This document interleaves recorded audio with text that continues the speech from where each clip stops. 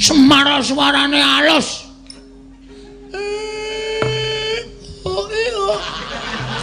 Ora tambah-tambahi kong ora. Ajari. Bagong aja edan, ulun Bathara Guru. Sing ngomong sapa? Kowe ora sadar ye. Wis Malik Semar. Apa iya? Mbak awake digrayangi.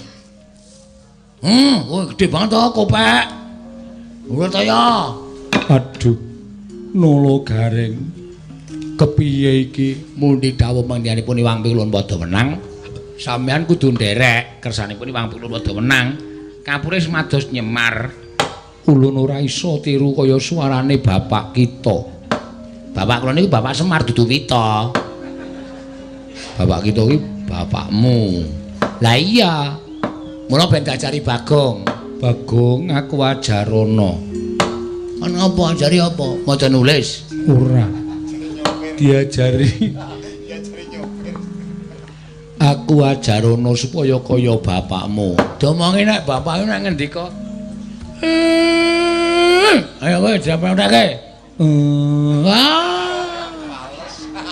Ora masuk. Kene ora nganggo belajar secara militer. Aja Bagong, aja. Aja apa? Ayo tirokke. Ngono. Wis lumayan.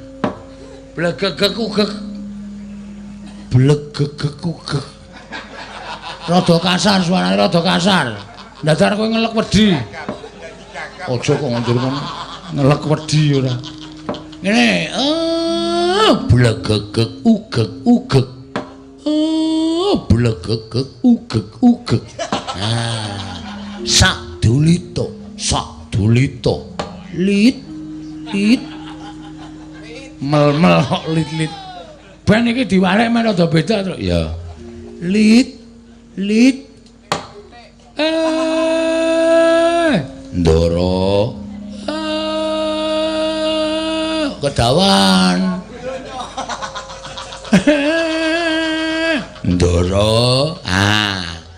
Wis apik. Wis gak linggo mburi. Iya. Bagong. Garing. Wonten dawuh Rama. Pitruk. Wonten dawuh Rama. Bagong. Wonten dawuh Rama. Garing.